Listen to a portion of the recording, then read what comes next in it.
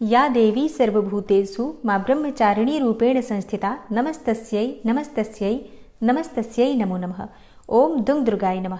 जय माता रानी। दोस्तों 23 मार्च 2023 और आज है गुरुवार का दिन और आज है चैत्र मास की नवरात्रि का दूसरा दिन।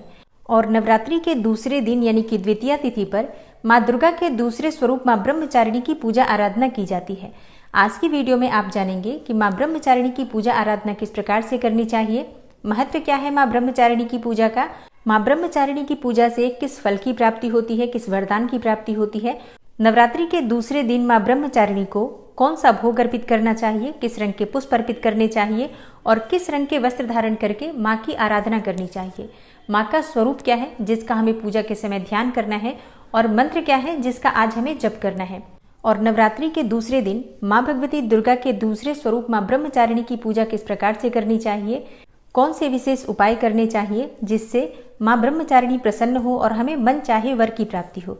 तो आज की वीडियो बहुत महत्वपूर्ण है, पूरा जरूर देख लीजिए और अगर आपको आज की वीडियो अच्छी लगे तो इसे लाइक भी जरूर कीजिए, शेयर भी जरूर कीजिए और चैनल पर पहली बार आए हैं, अगर अभी तक आपने चैनल को सब्सक्राइब नहीं किया है तो आज की वीडियो अगर आपको अच्छी लगे तो चैनल को सब्सक्राइब करके बेल आइकन को जरूर प्रेस कर लीजिए। इससे ये होगा कि इस चैनल पर आने वाली सभी वीडियोस की नोटिफिकेशन आपको सही समय पर प्राप्त होगी। दोस्तों ब्रह्म का अर्थ होता है तपस्या और चारिणी का अर्थ होता है आचरण करने वाली। तो ब्रह्मचारिणी का अर्थ होता है तप का आचरण करने वाली। तो माँ दुर्गा के इस स्वरूप की पूजा आराधना करने से तप की प्राप्ति होती है, त्याग की प्राप्ति होती है, सदाचार और संयम आदि की वृद्धि होती है और जीवन के कठिन समय में भी मन कर्तव्य पथ से कभी विचलित नहीं होता है। और जो साधक माँ ब्रह्मचारिणी की पूजा आराधना करते हैं उन्हें माँ ब्रह्मचारिणी की कृपा प्राप्त होती है। तो ऐसे में अगर वो किसी भी कार्य का संकल्प लेते हैं तो माँ ब्रह्मचारिणी की कृपा से उन्हें उस कार्य में सफलता मिलती है। और माँ ब्रह्मचारिणी की पूजा करने से समस्त प्रकार की मनोकामनाएं पूर्ण होती हैं। जिस भी मनोकामना से माँ ब्रह्मचारिणी की पूजा की जाती है भक्तों की वो मनोकामनाएं माँ ब्रह्मचारिणी पूर्ण करती हैं। तो नवरात्रि के दूसरे दिन माँ ब्रह्मचारिणी की पूजा करना अत्यंत आवश्यक होता है। और बात करें पूजा विधि के बारे में तो देखिए नवरात्रि में प्रथम दिन जिस प्रकार से पूजा आराधना की जाती है वो विशेष पूजा होती है, क्योंकि उस दिन चौकी की स्थापना हम करते हैं, कलश इत्यादि स्थापित करते हैं, अखंड दीपक प्रज्वलित करते हैं। लेकिन दूसरे दिन से पूजा बिल्कुल सामान्य हो जाती है। प्रातःकाल आपको जल्दी उठना है, स्नान इत्यादि कर लीजिए, साफ स्वच्छ वस्त्र धारण कर लीजिए। उसके बाद सबसे पहले भगवान सूर्यदेव को जल अर्पित करना चाहिए। और अब बात करें कि माँ का प्रिय रंग क्या है जिसे धारण करके आज आप पूजा आराधना करेंगे, तो देखिए माँ ब्रह्मचारिणी का प्रिय रंग है पीला या सफेद रंग। तो आज के दिन आप चाहें तो इन रंगों के भी वस्त्र धारण कर सकते हैं या फिर अपनी इच्छा के अनुसार कोई भी हल्के रंग के वस्त्र धारण कर सकते हैं। या नवरात्रि में जो माँ दुर्गा का प्रिय रंग है आप चाहे तो लाल या गुलाबी रंग के वस्त्र भी धारण कर सकते हैं। तो देखिए वस्त्र आप किसी भी रंग के धारण करें, बस इस बात का ध्यान रखें कि काले और नीले रंग के वस्त्र का प्रयोग नहीं करना है। बाकी आप किसी भी रंग के वस्त्र किसी भी दिन धारण कर सकते हैं।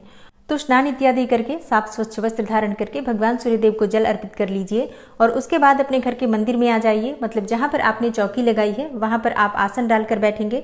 तो सबसे पहले जो भी सामग्री पूजा की होती है वो व्यवस्थित करके चौकी के पास रख लेनी चाहिए, क्योंकि बार बार आसन पर से उठना भी नहीं चाहिए, नहीं तो आपकी पूजा का संपूर्ण फल आपको प्राप्त नहीं होता।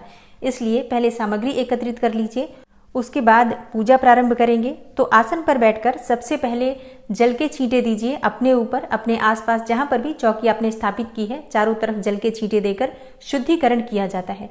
मंत्र बोलते रहिए, कोई भी मंत्र आप बोल सकते हैं। जयंती मंगला काली भद्रकाली कपालिनी दुर्गा क्षमा शिवा धात्री स्वाहा स्वधा नमोस्तुते, या कोई भी मंत्र कोई भी स्तोत्र पढ़ते हुए ही पूजा आराधना करनी है। तो शुद्धिकरण कर लीजिए और जो भी पूजा की सामग्री है सब पर आपको जल का छिड़काव करना है। आप चाहें तो शुद्ध जल का प्रयोग कर सकते हैं या फिर आप चाहें तो गंगा जल का भी प्रयोग कर सकते हैं।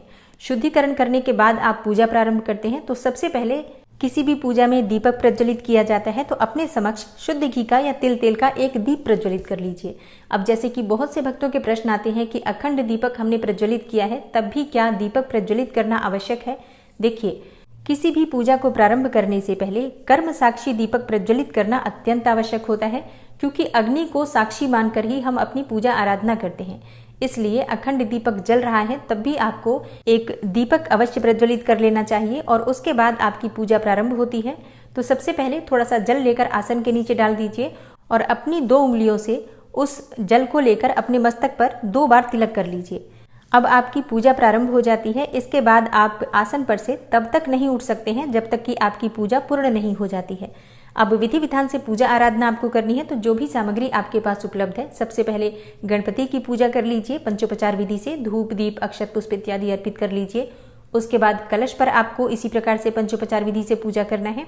और अगर आपने नवग्रह स्थापित किया है या षोडश मातृका स्थापित की है तो इनकी भी पंचोपचार विधि से पूजा कर लीजिए।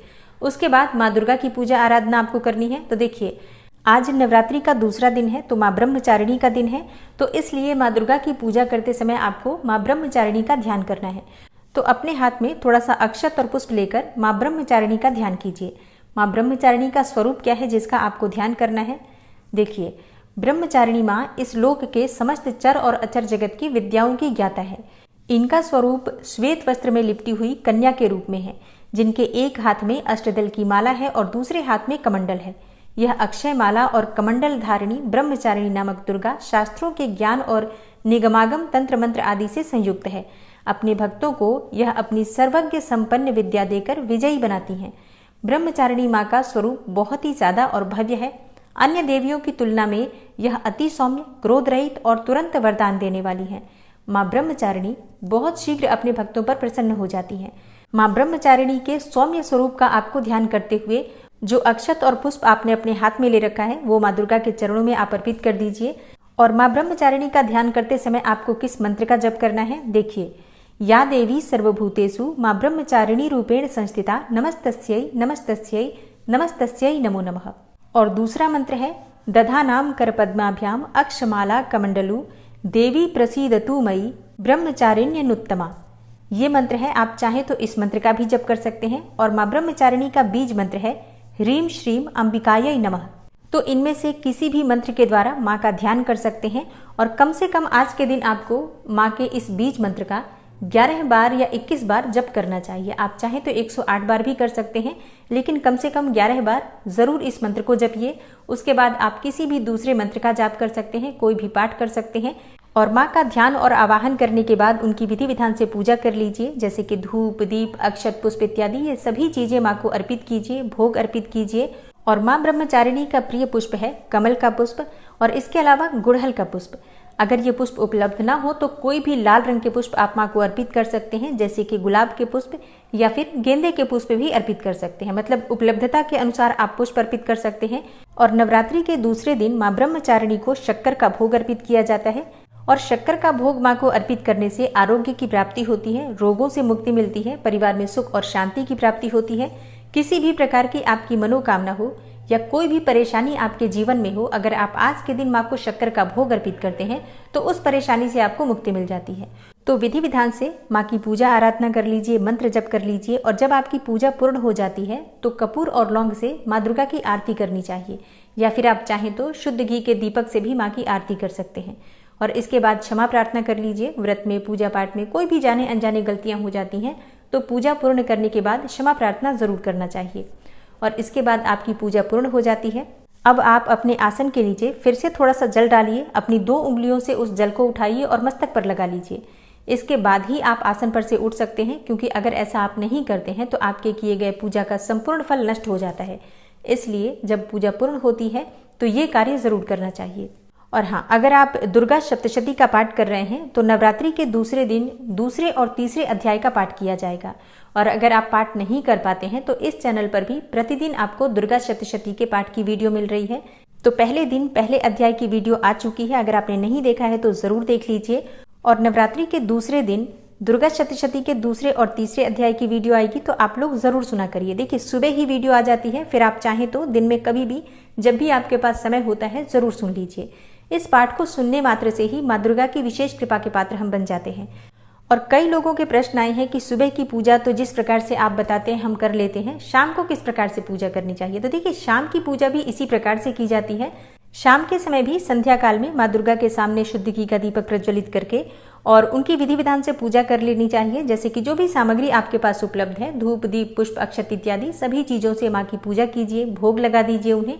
और भोग देखिए, दोनों समय भोग लगेगा, दोनों समय आरती होगी। मतलब सुबह और शाम दोनों समय अपनी सामर्थ्य के अनुसार किसी न किसी वस्तु का भोग अवश्य रखना चाहिए। आप चाहें तो बताशे का भोग लगा सकते हैं।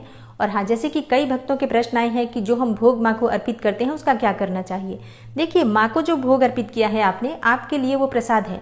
तो जब आपकी पूजा पूर्ण हो जाती है तो परिवार के सभी सदस्यों को प्रसाद वितरित कीजिए और स्वयं भी आप उस प्रसाद में से ले सकते हैं। लेकिन एक चीज का ध्यान रखिए, अगर आप व्रत में हैं तो बताशा नहीं खा सकते हैं, क्योंकि बताशे में मैदा मिला होता है, कुछ न कुछ अन्न का अंश मिला होता है। तो व्रत में है तो बताशा मत खाइएगा। बाकी कोई फल का भोग लगाते हैं तो आप स्वयं भी खा सकते हैं। और हाँ, जो भक्त व्रत नहीं करते हैं वो बताशा भी खा सकते हैं। तो ध्यान रखिए, अगर आप व्रत में हैं तो इन सभी बातों का ध्यान जरूर रखिए, किसी भी प्रकार से आपका व्रत खंडित ना हो, इस बात का ध्यान रखिए। तो उम्मीद करती हूँ आज की वीडियो आपके लिए अवश्य उपयोगी होगी। अच्छी लगी हो वीडियो तो लाइक करने के साथ ही शेयर जरूर कीजिए वीडियो को। मिलती हूँ मैं आपसे अगली वीडियो में, तब तक के लिए नमस्कार।